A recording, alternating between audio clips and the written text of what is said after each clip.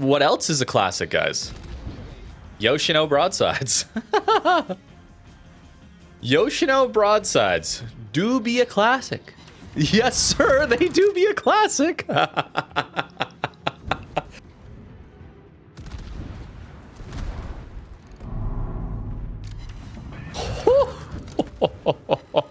Bro, it's so hard to even think about secondaries when your main guns do that. Hey guys, welcome back to World of Warships. Today we're taking a look at Le Havre again. This ship is returning for steel in the new Steel Fleet event, and this time for 25,000 steel. It's actually the cheapest in this new event. It's tier 9 French battle cruiser, and the thing that stood out to me while playing it again was these main guns are really good. We're absolutely smashing broadsides super consistently. And I wonder if my initial impressions of this ship, as part of that anime event that they ran back when this ship was Utnapishtim. I have no idea how to pronounce that name, okay? It's like they intentionally made it difficult. Regardless, this ship, I think I focused too much on the secondaries because playing it for main guns has been incredible, okay? I'm not an enjoyer, we'll just say, of the French battlecruiser line. I don't like Marseille, I just never liked that line. However, coming from someone who did not like that line, I had an absolute blast playing Le Havre. The improved accuracy on this ship helps a ton, alongside 32mm upper belt and deck armor, allowing us to go for some pretty ridiculous brawls. Why would I ram when I can make a play instead? We get the Valparaiso. Very fun. We're about to go down though, of course. You're not invincible in a brawl, but I did find this ship to be relatively tanky. The engine boost here is amazing, over 4 minutes of uptime, and you're going to get yourself 20% speed boost there. So incredibly maneuverable, very good at timing a push. If you know when the right time is to push in, you become incredibly quick and are able to capitalize on mistakes the enemy is making. You can also use it just to dodge a lot of incoming fire. 20% engine power and top speed is very useful. We've shown off the AP, but the HE is also great here, okay? It has really, really nice alpha damage alongside the HE fire chance here at 35% base. Gets pretty consistent main fires, I would say. I do think the reload is a bit of a downside though, right? 30-second reload. That's like battleship level reload on not quite battleship level guns, I'd say. 330mm guns here. Although, consider that Brest, which is the tier 9 tech tree ship that this is based on, has like a 28-second reload base, so it's not too far off. And I usually think about reload boosters as a consistency mechanic, and that's what we're missing here compared to Brest, okay? Where our dispersion is better though. So, on one hand, we have a situational, limited use, limited duration reload booster to gain some consistency on Brest, where here we just always have more consistent salvos. We just don't have that ability to burst out a ton of damage at really close ranges. Personally, I think I prefer this one, okay? On top of that improved armor scheme, that helps so much. You guys have been there, I'm sure, where you're playing these larger battle cruisers and then some 457mm gun battleship comes along and overmatches you, doesn't care about your angling. Maybe you're playing bow in on an island, something like that, which is pretty common in a ship like this one. And you take like 20k HP away, something like that. It hurts. Well, with this one you get 32, and that is a big deal. As for these secondaries, I'm pretty sure I focused on them a little too much, trying to force them to work in my initial coverage of this ship with that Weeb event. And that was a mistake, okay? These secondaries are very good when you have this F key activated. That is the main gimmick here, outside of just being a very consistent form of Brest with better armor. This F key gives you 60% better dispersion on these secondaries. It gives you 40% shell pen on your secondaries, the HE pen. That gets you over 32mm of pen, by the way. And it gives you minus 70% reload time on those secondaries. So the secondaries are pretty useless without it, but with it, it suddenly becomes incredibly powerful. Situationally powerful, though, thanks to the firing angles, because this is the real hard part here. Pushing in with this ship, wanting to play bow on, wanting to make use of these absolutely incredible main guns, well, you can only shoot them 38 degrees backwards, so this kiting is a little bit awkward here. The reason I'm playing this way is I'm able to use some islands here, and I'm a little worried about the enemy team pushing through A, and I want to be ready to respond to that threat. It's It's kind of stalled out here at the decap for now. We don't always want to play in this kind of position. Much more comfortable to play bow on. But then your secondaries have horrible firing angles forward. To fire all of your secondaries forward, you need 40 degrees of broadside. More than enough that you're taking citadels. Towards the stern, though, it's 20 degrees, which is really nice and comfortable. So situationally, like in that initial clip where Fletcher was rushing at us, we could just pop our F key and take him out immediately. Assuming you have angles here, it is going to do a ton of damage with these secondaries. But that's very situational, and I think the main guns are so good here and so consistent that I don't want to sacrifice their potential to gain a little bit here on secondaries. Don't try and force the secondaries would be my advice. Use the main guns, they're very good, and then when the game offers you the chance, you just always have the F key available to you. Even if you don't fully build into them, you still get 8.8 kilometers of range. And since all the power of the DPM, the shell pen, is all built in, and their accuracy too, is all built into this F key, it means that you always have good secondaries available to you, even if you don't build into them. It's just the range thing. Here in this one, we're playing with 10.5 kilometers of range. This is me taking the range on the commander skill, but not on the upgrades, because that would come at the cost of main gun accuracy. And I'm just not willing to give that up on this ship, because I found the main guns to be so nice and consistent with full accuracy build. And it must be said, we're also activating a little skill called Outnumbered. I've been loving this recently. If you saw the Puerto Rico video, if you've seen any of these battle cruiser videos recently, ships that I've traditionally not enjoyed have had a whole new life breathed into them by this skill. If there are more enemy ships inside your gun range than friendly ships, you get 8% speed on your ship, I believe. That's okay, that's decent for maneuverability. But more importantly, you get 10% better accuracy. That's nearly the entire Special American Battleship upgrade, by the way. Very, very important, that. Kushiro turns the corner on us, and we're not ready. We're not reloaded. We'll just F-key him.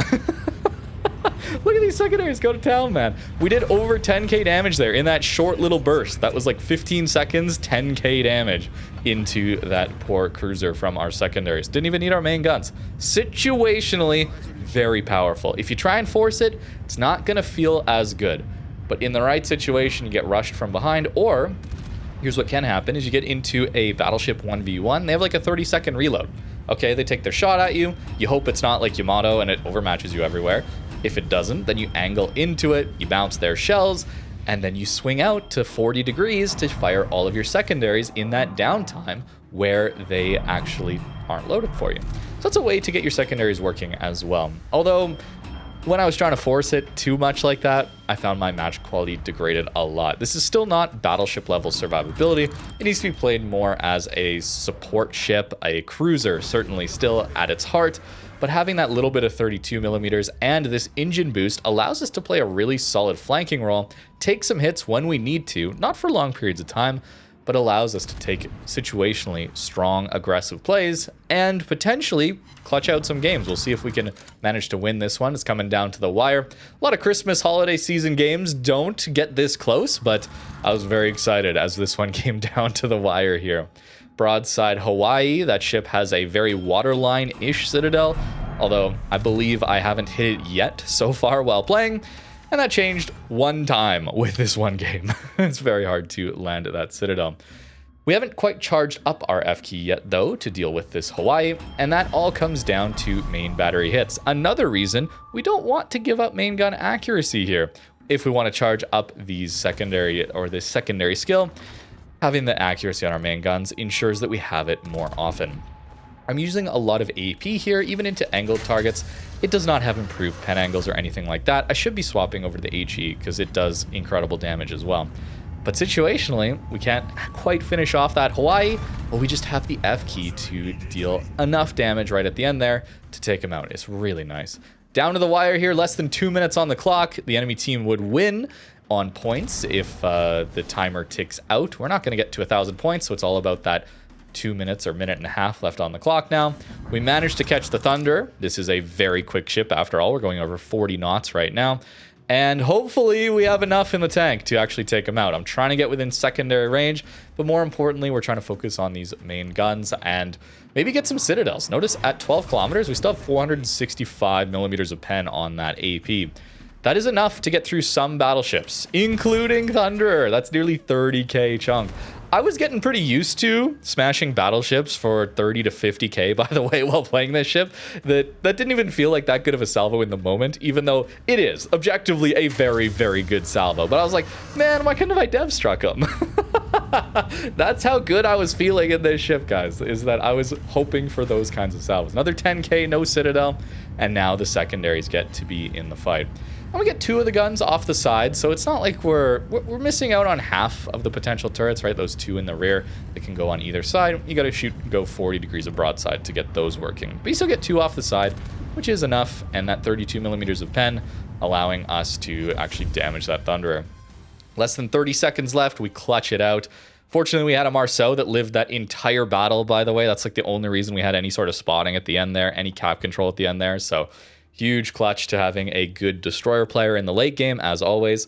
Nearly 20k out of those secondaries. Hardly even building for them, but when the situation calls for it, they are very, very strong. That's my recommendation. It really is a main gun first battle cruiser with the ability to give you some very powerful secondaries for like 50 seconds while this booster is up.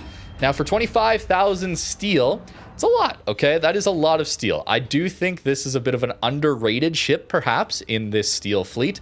Myself included have been focused on a lot of the new content. Hawaii, Bremen, very exciting. Aki, pretty busted with those planes. And of course, Valparaiso coming back. That, of course, was going to get way more attention. But I think Le Havre is a bit of a sleeper pick here as far as battle cruisers go. If you're someone who enjoys the French battle cruiser line, you're probably going to have a really, really good time with this one. As someone who didn't enjoy that line, I still had a pretty solid time with this one. The extra armor feels really, really good with this French battle cruiser playstyle, alongside that improved accuracy. Will this ship come back? No one knows, unfortunately. Wargaming is doing a terrible job of communicating if these Steel Fleet ships will come back. However, Le Havre and the I-56 were part of that Blue Archive anime collaboration or whatever earlier. This ship, by the way, was, I think, $200 in its Admiral bundle, something like that. It was very, very expensive. So I'm glad to see it come back for resources, although, please, Wargaming, can we just have these back for normal resources all the time? Add them to steel, sure. They're expensive steel ships, sure, but just don't put a time pressure on us. What if they don't come back ever, right? That not knowing is kind of the frustrating part for me here. I wish we knew if they were coming back. Things like Prince Van Oranje didn't come back, and we got Shinano and whatever the submarine were announced that they were coming back, and they did. The ones that weren't announced that they were coming back last year's Steel event still haven't returned, like Prince. So that leads me to believe a lot of these ships just aren't going to be coming back anytime soon, unfortunately. When Wargaming leaves a lot of gray area to speculate, it feels like we always have to speculate in the most negative or conservative way, and that's pretty unfortunate. I don't like doing that. I don't like focusing on the negative like that, but they really leave me no choice in this regard. Past history has dictated that the past Steel Fleet ships that weren't announced to come back just have not ever come back, unfortunately. So it is worth considering. Le Havre has the potential to come back in that Blue Archive event. The other ones, Valparaiso, Aki, Hawaii, Bremen, might not, unfortunately. I would love to see them be way more clear on this, by the way. I try my best, give them feedback, but communication with Wargaming has always been a bit of a struggle, shall we say. F key here in this game, I ran the full secondary build, and it was hard, okay? It was hard to give up the main gun accuracy. As I mentioned in the first clip, when your guns are hitting so hard, it's very hard to even think about wanting to build for secondaries, but I did here, and I think in my initial video I built for them a little bit more too. And they do some decent damage, however, yeah, some of the inconsistencies on the main gun start to creep in when we don't fully build for it here. We find the Shikishima broadside enough. We hit his cheek. There we go. That's pretty good. And I want to point out the maneuverability buff that you gain on this ship with your engine boost. We're going to drift around this next Shikishima shot, okay? You don't want to be shooting when you're a battleship firing at a cruiser when that cruiser is about to go from angling their left side or their right side to you to bow in and changing to show to the right side for you. That drifting maneuver throws off the aim assist in this game, and even if that Shikishima was aiming correctly, it's almost impossible to land shells thanks to that aim assist. As a cruiser or anyone at close range with low armor that gets overmatched, it's a good tactic to dodge incoming fire, and it worked there.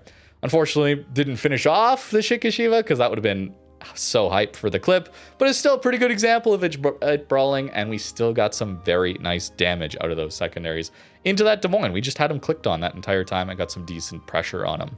Although that full send playstyle might be better saved for something like Valparaiso. That's one of the reasons I didn't want to necessarily build in all for secondaries on this ship, is I have a tendency to over push then to try to make them work, when fully building for them doesn't really improve much other than the range on them. So I would rather just run this full main gun build here, get much better value out of our main guns. And let's be honest, if we're in brawling situations, we're probably within 8.8 kilometers anyway.